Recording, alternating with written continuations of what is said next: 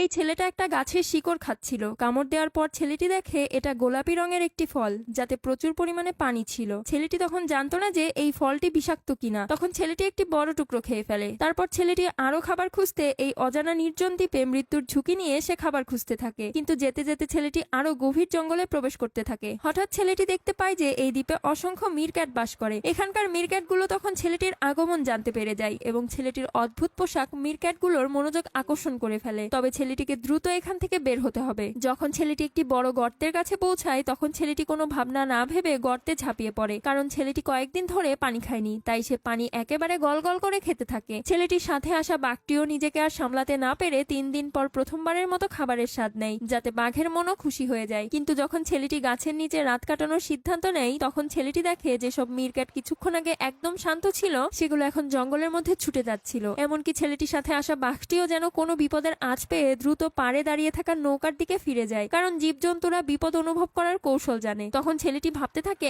এমন কি ঘটেছে যে সবাই উদ্বিগ্ন হয়ে উঠেছে। ছেলেটি তার প্রশ্নের উত্তর পায়। দিনের বেলা যে গর্তটা একদম পরিষ্কার দেখা যাচ্ছিল সেখানে এখন দেখা যায় বিভিন্ন ধরনের জীবজন্তুর লাশ ভাসছে। এটা ছিল ছেলেটির জীবনে দেখা সব থেকে ভয়ঙ্কর দৃশ্য। কিন্তু ছেলেটির ভয় এখনো শেষ হয় না। জঙ্গলের একটি গাছ থেকে একটি বন্য ফুল ছেলেটি ছিঁড়ে হাতে নেয়। তৎক্ষণাৎ তার আফসোস হয়, কিন্তু ছেলেটি যখন প্রবল কৌতূহল নিয়ে ফুলটির পাপড়ি তুলে দেখে এর ভেতর থেকে তখন একটি মানব দন্ত বের হয়ে আসে। তখন ছেলেটি পাতার ওপর থেকেই সেটি দেখতে থাকে এবং ছেলেটি তখন হতবাক হয়ে যায়। ছেলেটি তখন জানতো না দ্বীপটা দেখতে আসলে এক মহিলার মৃতদেহের আকারের মতো। যদিও ছেলেটি শুধুমাত্র এর একটি ঝলক দেখেছিল, তবুও ছেলেটি ঠিক করে নেয় যে আর সে এখানে থাকবে না। প্রয়োজনীয় জিনিসপত্র সংগ্রহ করার পর ছেলেটি আবার সাগরে চলে যেতে থাকে এবং বাঘকে সাথে নিয়েই ছেলেটি এভাবেই চলতে থাকে। 227 দিন পর্যন্ত ছেলেটি কিভাবে বেঁচে যায় তা সে নিজেও জানতো না, কিন্তু শেষ পর্যন্ত ছেলেটি কিনারায় ফিরে আসতে পারে। ছেলেটি বালিতে শুয়ে পড়া মাত্রই বালির তাপে তার শরীর এক অদ্ভুত আরাম অনুভব করে। তখনই বাঘটি নৌকা থেকে নিচে নামে। এতদিন ধরে খাওয়ার কিছু না পেয়ে বাঘটি ঠিকমতো চলতেও পারছে না। জঙ্গলের প্রান্তে পৌঁছে বাঘ এক মুহূর্তের জন্য থেমে যায়। তখন পাশের তীরে পড়ে থাকা ছেলেটি ভাবে যে হয়তো তার বন্ধু তাকে ছেড়ে চলে যেতে প্রস্তুত নয়, কিন্তু ছেলেটি জানতো না যে বাঘটি যাওয়ার সময় একবারও পিছন ফিরে না তাকিয়েই জঙ্গলে চলে যাবে। কিছুক্ষণ পর স্থানীয় লোকজন ছেলেটিকে তীরে পড়ে থাকতে দেখে। তখন ছেলেটি কেঁদে কেঁদে বলছিল